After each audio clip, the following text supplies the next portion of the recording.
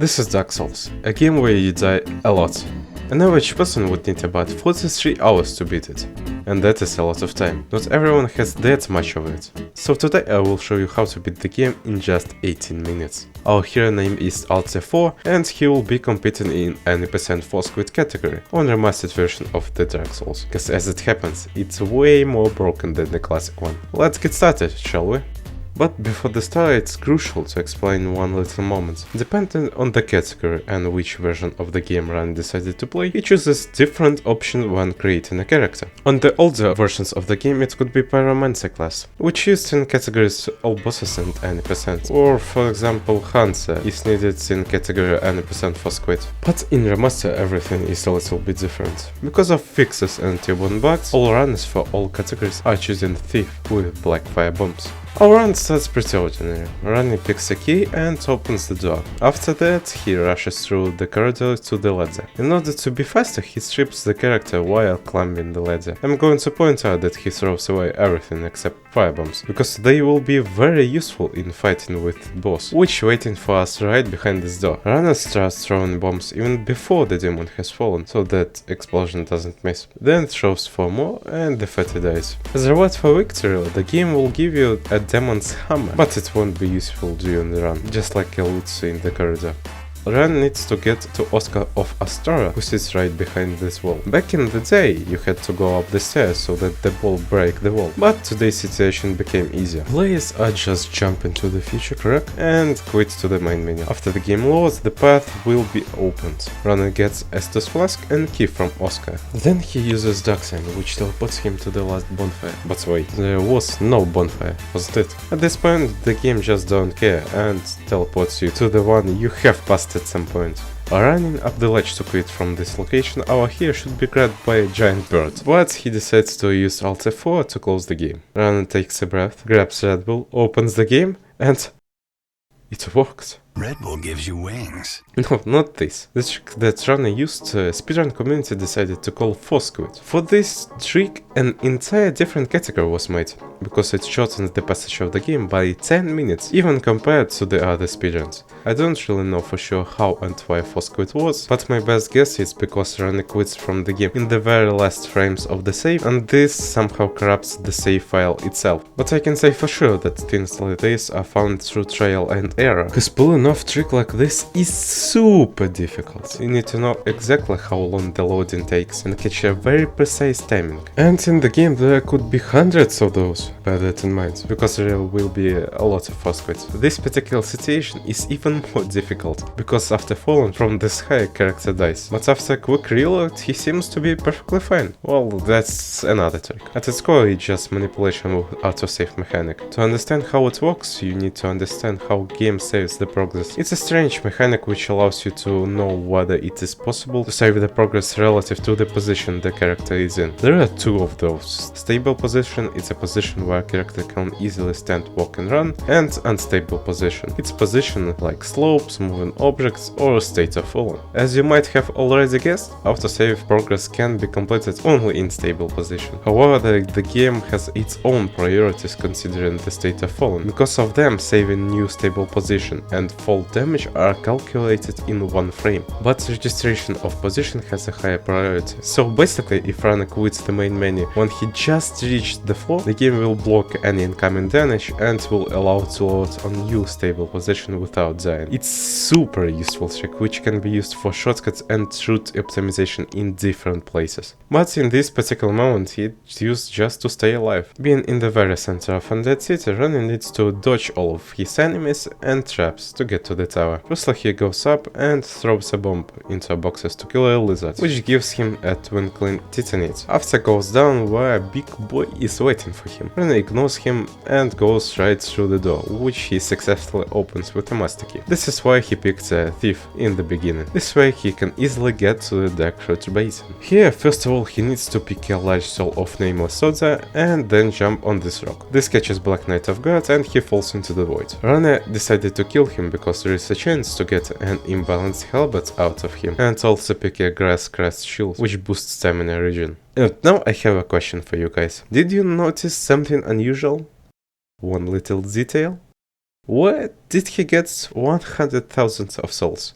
As it turned out, while Rana was sitting on the rock, he became a little boss and decided to break the game one more time. Basically, he took this soul and made several duplicates of it. But how and why he can do it? As I said in the beginning of this video, developers of Remastered version fixed some bugs which were used in speedrun community. However, they did it quite bad, because about a year ago for original version of the game, new glitch was discovered, which is called prompt swap. It allows players to perform various menu related exploits. Using PC mouse and control with the help of this glitch, it's possible to buy items for which you don't have enough currency, or even those items which Rady doesn't possess. As it turned out, this glitch works in Remastered even better, because devs added a new menu which allows players to use a bunch of different items at the same time. This exclusive for Remastered glitch was called quantity usage, and to use it, player needs to open inventory and return to main menu window at the same time. Because of this, when item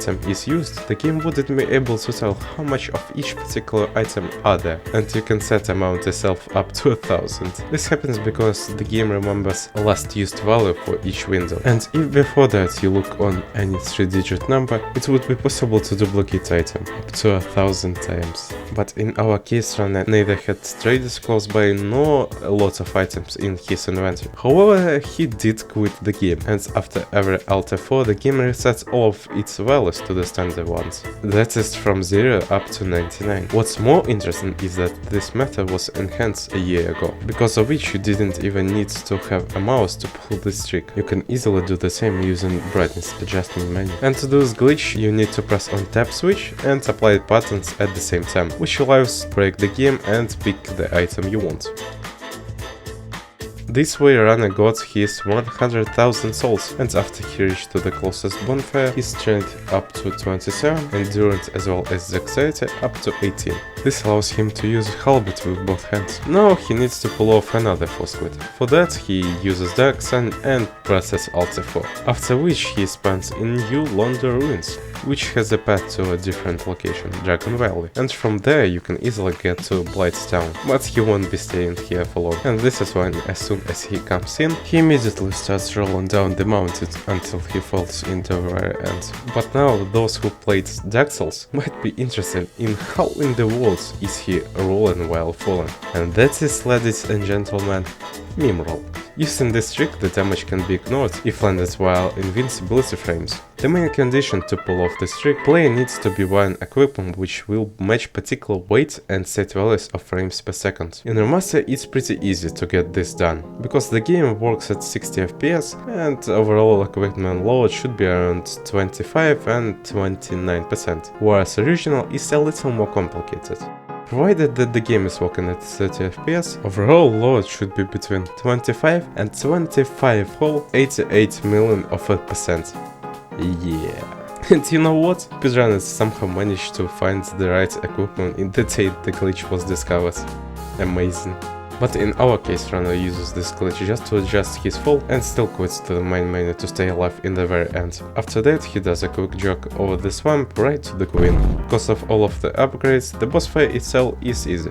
Rana kills the queen using the same trick 8 times in a row, almost like your friend in Fightings when discovered an imbalanced combination. After the queen is done, Rana pulls this lever, the ballerines, and the game gives him a bone. This bone is pretty much the same teleport to the last bonfire like the dark side. However, after using it, player would remain with his souls and humanities. Rana needs to duplicate it, but in a different way than before. Firstly, he moves the bone up to the inventory for it to be the first in the list. After that, he does a parry animation, and while it's running, he opens inventory, uses the bone, opens it again, and uses Estus. This way the game gets confused and Estus flask instead of the bone will be used. But the teleports still work, and the runner spawns in Darkroot Basin. After a little run, he uses the bone once again, pull off a force quit, and then teleports right to the entry of a store. First of all, he buys a weapon smith box for reinforcing weapons, then starts preparing for a new duplicate combination.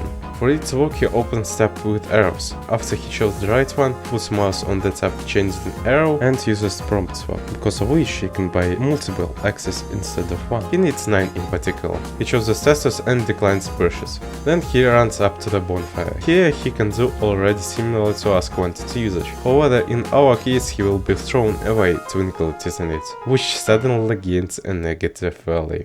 Huh? Well, let me explain. It is impossible to buy multiple weapons at once in Dark Souls, like arrows or flasks for example. However, with the help of Prom SWAT, nothing is impossible. And this is why in the inventory there will be multiple weapons using one slot.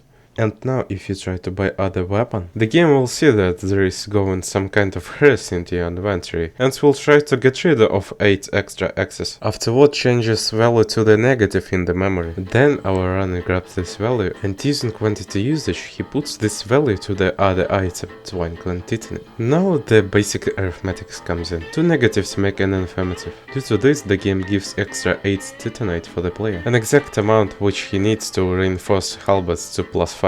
Which boosts its damage on 150%. Let's get back into the game and kill a bunch of goggles. They don't give any problems because they die in 3 hits. Runner rings the bell and open the gates. Now let's talk about what's waiting for him in there. Traps with pendulums, traps with darts, traps with balls, and of course a lot of spooky scary lizard people. So how exactly our runner going to deal with all of that? With the great power of timings, cause on this insane 3-minute run he won't take any damage at all. And in some cases he would even slap the lizards for doing such a bad job.